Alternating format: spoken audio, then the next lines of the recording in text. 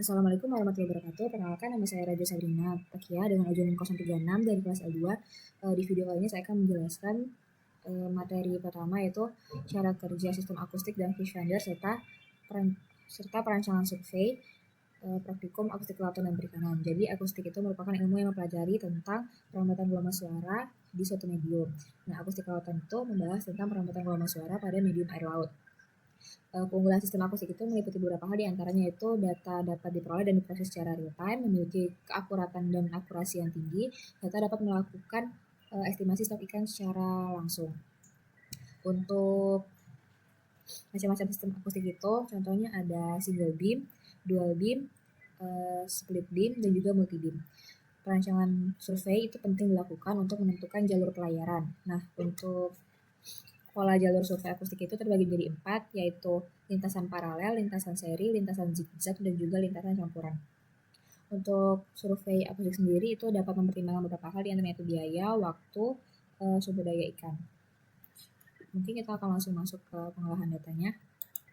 Nah, kemudian kita masuk ke map source, kemudian kita pilih wilayah yang akan kita kaji. Ini merupakan Pulau Seliu. Kemudian kita klik edit, preference.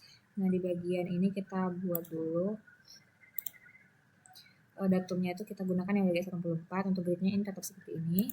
Kemudian di bagian unit, distance-nya kita ubah menjadi nautical yang bagian seperti ini formatnya. Kemudian di bagian routing ini kita checklist yang bagian, kita gunakan yang bagian use direct routes. Kemudian klik OK. Jika sudah, kita lakukan tracking di wilayah ini. Untuk distance-nya itu harus kita seragamkan.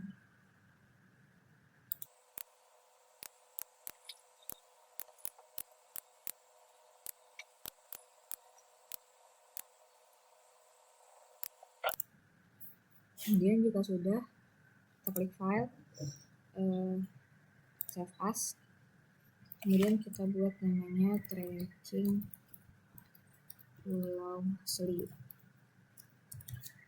Kemudian untuk formatnya kita gunakan yang text tab delimited, kemudian klik simpan. Nah, jika sudah, ini kita hapus untuk seluruh kolom kecuali yang name dan juga position.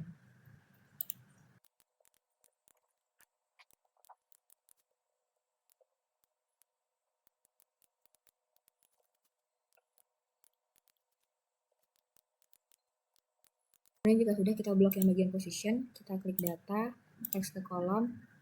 Ini kita pilih yang lebar tetap, kemudian berikutnya ini kita blok terlebih dahulu, teks ke kolom, kita pilih yang lebar tetap, berikutnya. Nah, ini kita pisahkan antara E dan juga S. Kemudian klik berikutnya, selesai. Nah, nanti dia akan terpisah di bagian S dan juga E-nya. Untuk ini kita hapus. Kemudian ini untuk nilai ini kita ganti menjadi latitude. Yang ini kita ubah menjadi longitude. Untuk nilai latitude ini kita buat rumus supaya dia minus sama dengan 1 kali. Nah, kemudian kita copy ke bagian sini.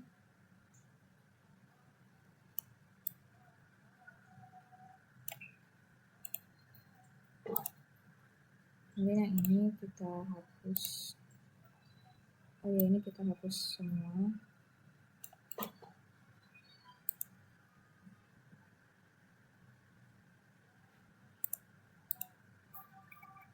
Nah, kemudian jika sudah seperti ini, kita save.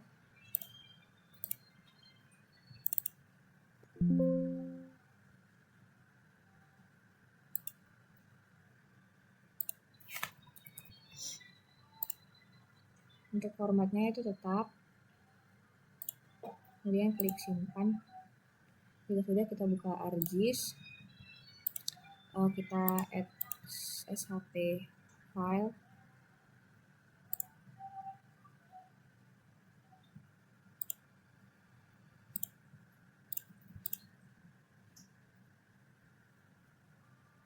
Nah, kemudian jika sudah, kita ke file, add exe data, kemudian kita masukkan data file Excel yang sudah kita buat sebelumnya.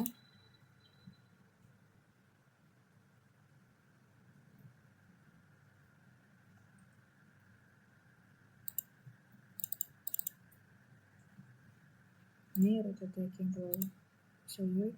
Kemudian bagian exportnya tetap longitude, dan ini juga latitude, kemudian ini juga non. Untuk koordinat sistemnya kita gunakan yang WGS 084, kemudian klik OK.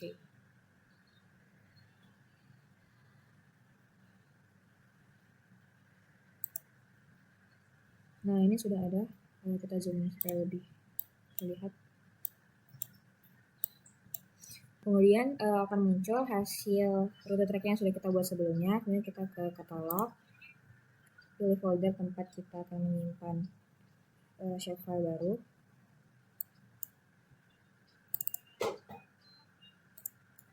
Di kanan, kemudian new shapefile. Untuk namanya itu terserah.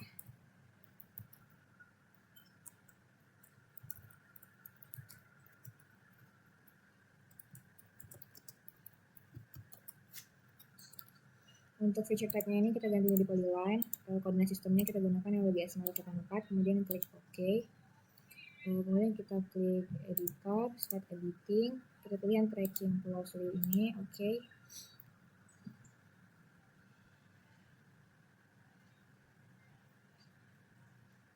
Kemudian kalau ke create feature, lalu kita bisa langsung mulai melakukan route yang sudah kita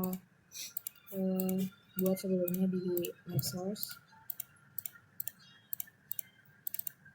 Sudah save edit, save editing.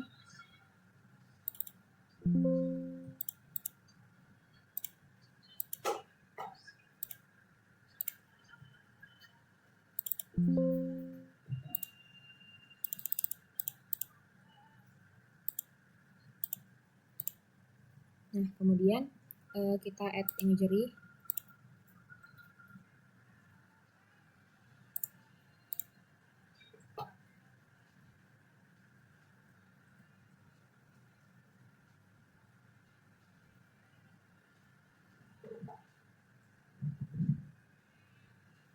Untuk SOP-nya bisa kita centang. Nah, jadi ini sudah tersedia jalur yang akan kita gunakan. Kemudian proses selanjutnya itu tinggal layout.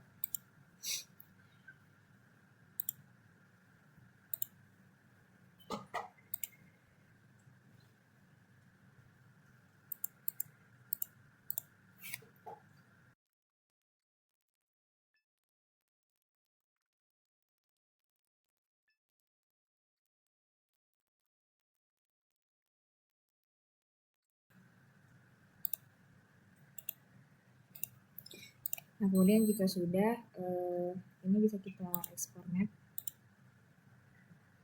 dengan format PNG.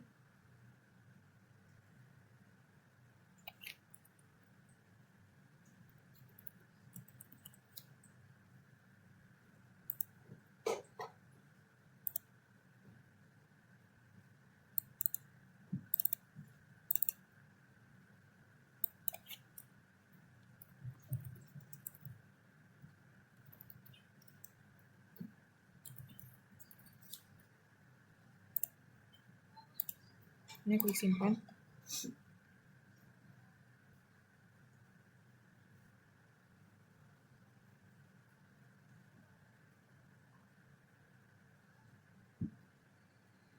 Nah, kemudian inilah hasil akhir dari peta rute tracking Pulau Seliu yang sudah saya buat. Jadi dengan adanya peta ini kita bisa menentukan titik koordinat di mana stasiun-stasiun yang akan kita lakukan tracking di pulau ini saat kita survei langsung dengan menggunakan GPS Map. Mungkin itu saja yang dapat saya sampaikan. Terima kasih. Wassalamualaikum warahmatullahi wabarakatuh.